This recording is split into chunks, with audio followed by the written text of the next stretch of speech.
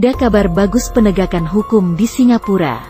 Seorang buruh migran Indonesia, Parti Yani menang di pengadilan melawan orang kaya Singapura, Liew Mun Leong.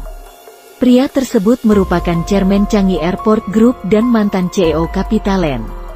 TKW Indonesia vs bos besar Singapura itu berpihak pada Parti Yani atau Yani dituduh mencuri barang-barang milik majikannya, Liew Mun Leong serta anak-anak tuannya tersebut yang nilainya ditaksir $50.000 Singapura atau sekitar $34.000 AS. Yani dipecat tanpa babi bu, dan kemudian disuruh pulang ke Indonesia. Namun keadilan memihak pada Yani. Setelah 4 tahun menjalani proses hukum, akhirnya Hakim Pengadilan Tinggi Singapura pada pekan lalu menyatakan Yani tak bersalah dan memang melawan majikannya tersebut.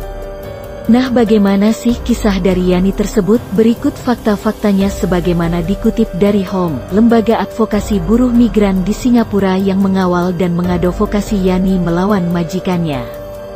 9 tahun TKW setia bos besar Singapura. Yani telah bekerja untuk majikannya tersebut tergolong lama, hampir 1 dekade, dari 2007 sampai 2016. Dalam kontrak kerjanya, Yani dipekerjakan mengurusi kerjaan rumah tangga Liew Mun Leong. Parti setia dengan keluarga bos kaya Singapura tersebut.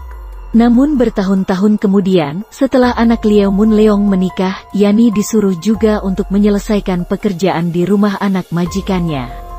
Jadi setelah menikah, anak Liew Mun Leong, Carl Liew, punya rumah sendiri. Dan Yani disuruh menyelesaikan pekerjaan di rumah dan kantor anak majikannya itu. Itu tak sesuai kontrak kerja Parti. Pekerjaan ini menyalahi kontrak perjanjian, namun majikannya acuh saja. Bertahun-tahun kemudian, petaka terjadi. Pada tanggal 28 Oktober tahun 2016, tiba-tiba Carl Liew mendatangi rumah majikannya. Carl datang bersama agen tenaga kerja asing. Tanpa babi bu, Carl menyampaikan pesan dari ayahnya bahwa Yani dipecat saat itu juga. Dalihnya keluarga sudah tak membutuhkan tenaga Yani. Carl memberi waktu kepada Yani 2 jam saja untuk mengemasi barangnya dan pulang ke Indonesia. Yani tentu saja kaget. Istri Liew berinisiatif menyediakan 3 kotak untuk mengemasi barang-barangnya Yani. Kemudian Yani dibantu 2 sopir keluarga majikannya memberesi barang-barang Yani. Setelah hampir selesai, Yani bertanya kepada istri majikannya apakah mau mengecek isi kopernya dan kotaknya. Sang istri majikan menggelengkan kepala.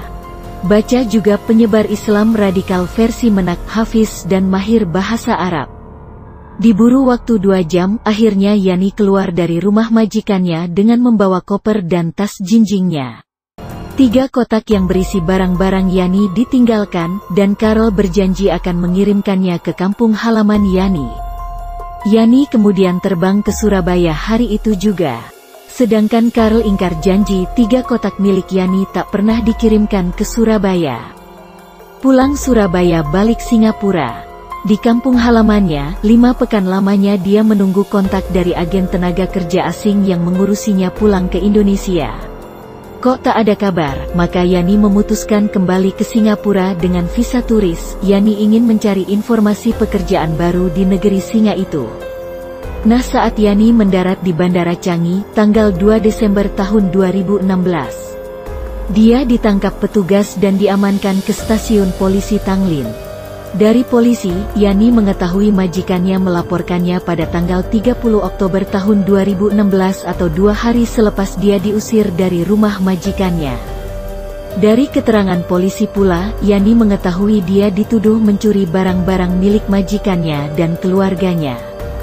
TKW vs bos besar Singapura itu berlanjut di pengadilan. Keluarga majikan Yani mengungkapkan sehari setelah Yani pulang ke Indonesia, istri Liew, Carl dan istri Carl membuka 3 kotak yang dikemas Yani.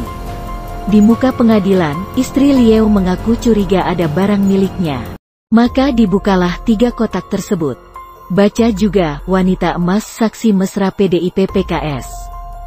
Sedangkan istri Carl di pengadilan, berdalih keluarga membuka 3 kotak itu dengan dalih mengecek supaya di dalamnya tak ada barang ilegal.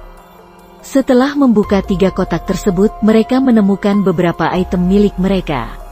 Makanya mereka mengajak Lieu melapor ke polisi pada tanggal 30 Oktober tahun 2016.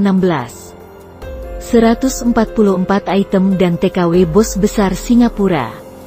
Dalam proses hukum, 9 bulan setelah Yani ditangkap, yakni pada Agustus tahun 2017, Yani dituding mencuri barang-barang milik majikannya Lieu Mun Leong, Carl Lieu, Heather Lim istri Carl N dan anak perempuan Lieu, Lieu Cheng Mei.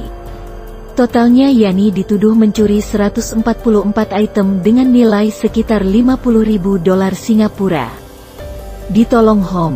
Untungnya, nasib Yani tertolong oleh lembaga advokasi buruh migran Humanitarian Organization for Migration Economics, HOM.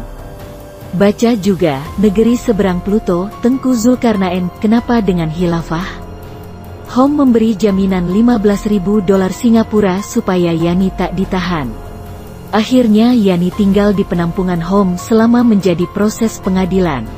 Untungnya pengacara pro bono dan HOM membantu membela Yani di pengadilan. Terungkap, 144 item batang yang dituduhkan itu diambil Yani setelah dibuang dan ditaruh di dekat sampah. Nah, Yani memastikan barang itu adalah sudah tak dipakai dan akan dibawa pulang ke Indonesia. Setelah lama menjalani proses pengadilan, akhirnya pada tanggal 4 September tahun 2020, Hakim Pengadilan Tinggi Singapura memutuskan Yani bebas dari tuduhan mencuri. Dia tak mencuri. Gara-gara mau bersihkan toilet.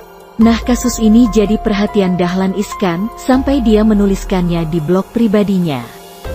Penelusuran dan informasi yang diterima Dahlan Iskan, motif pemecatan Yani adalah hal yang misterius. Hanya karena Carl marah, yakni ketika Mbak Parti tidak mau lagi mengerjakan pembersihan toilet di rumah Carl. Ya, hanya toilet. Pembersihan yang lain tetap dilakukan, juga pembersihan kantor, tulis Dahlan menuliskan kisah TKW lawan bos besar Singapura itu.